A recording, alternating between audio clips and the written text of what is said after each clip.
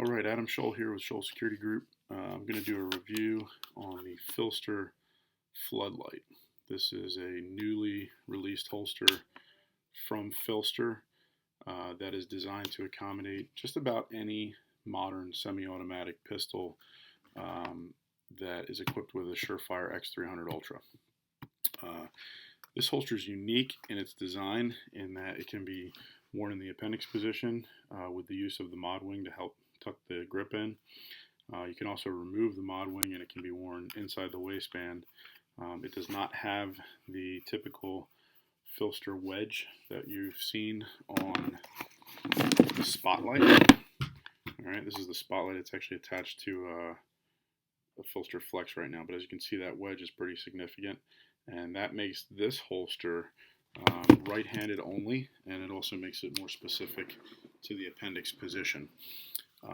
The difference between the Floodlight and the Spotlight, other than the fact that the Floodlight is designed to accommodate a wide variety of weapons, is that this is a fully ambidextrous holster. So for those of you who are left-handed, who've had some issues with not being able to get your hands on a Spotlight, you might want to check out the Floodlight. Okay, so still same type of design, very similar in nature to the Spotlight. Although again, this accommodates a much wider variety of modern semi-automatic weapons, all equipped with the Surefire X300 Ultra. You'll also notice that it's got a bunch of different sets of holes here for different mounting hardware. So it comes with your standard IWB loops, and it also comes with a set of these grip hook plastic struts. They're not bad. I happen to prefer the Discreet Carry Concepts spring steel clips. All right, these are the 1.5 inch super tight variety. I forget what they call these, but they're extremely difficult to pry open. So this thing's not coming off unintentionally whatsoever. Different levels you can see on the left-handed side. You can raise or lower the clips to adjust your depth setting, which is a nice feature to be able to determine how low or high the holster sits inside the waistband, whether you're carrying an appendix or strong side. If you like the IWB loops, there's a couple sets of holes up top as well to give you two different adjustments there. You'll notice there's some shock cord on the sight line, the sight channel end of the holster, and what that's for is so that the holster can expand and contract as necessary depending on the girth or the thickness of the weapon that you're using. So I've got a CZ P07 here that I've been using in this holster, and I've also used a couple different Glocks. This is a Glock 19, and again, you'll see it fits in here pretty clean, no big deal. Room for an RMR if you happen to have a weapon that's accompanying one. Covers pretty good amount of the trigger guard on the Glocks, and most of the other pistols. A little bit less on the CZ, simply because of the design of the CZ is the trigger guard's a little bit thinner. So if you notice, the thickness of the trigger guard in relation to the Glock is much thinner. So leaves a little bit more of the trigger guard exposed. Not a big deal because, again, this is an inside the waistband holster. If this was a duty holster, I would say this would probably be a no-go. But because you're wearing this inside the waistband and concealed, it's not as big of an issue. Still have to be careful when holstering and reholstering, unholstering and reholstering. Definitely want to watch out for those bungee pulls and things like that could potentially work their way into the trigger guard. But as long as you're following good safety protocols, you shouldn't have any issues there. The shock cord on this side, again, I have it in the tighter configuration because both the CZ and the Glock are a little bit narrower up top. But if you release this and open this up, it'll allow the holster to open and flex a little bit.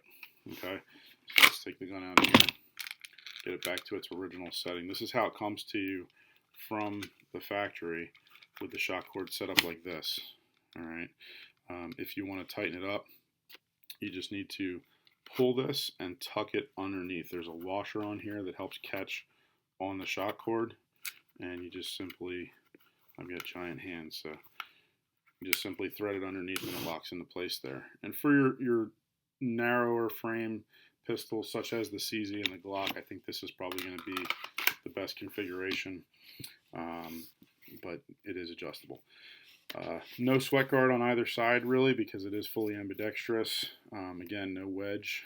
Okay, no real wedge here. So if you want to add an aftermarket wedge, whether it's the V Development Group 1, whether it's something from Spencer Keepers, or if you're a guy like myself, I make them out of yoga blocks and things like that, because most of the from the factory ones just don't fit me perfectly. I've worn this without a wedge, and it's actually pretty good to go in my opinion without the wedge, but everybody's built a little bit differently, so it's something you got to play around with. Still has the same adjustable level of retention that you're used to from the Spotlight. So tightening or loosening of these screws here will determine the amount of retention. So again, the holster is designed so that it locks in on the Surefire X300 Ultra, and that's what keeps the gun in place. They've tested quite a bit of guns in here. Personally, I was part of the testing and evaluation group. I only used the CZP07 and a multitude of different Glocks, and they all worked fine.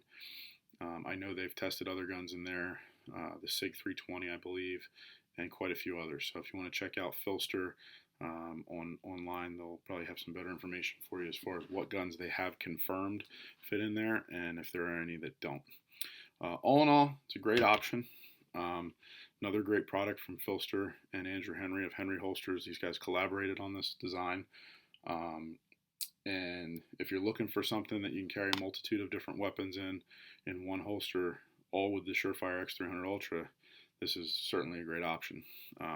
If you're strictly a Glock person and you're right-handed and you're carrying the Surefire or the TLR1, the Spotlight is still a really good option. So for me personally, I like the Spotlight for my Glocks, but if I was going to carry the CZ or anything else, I would utilize the Floodlight.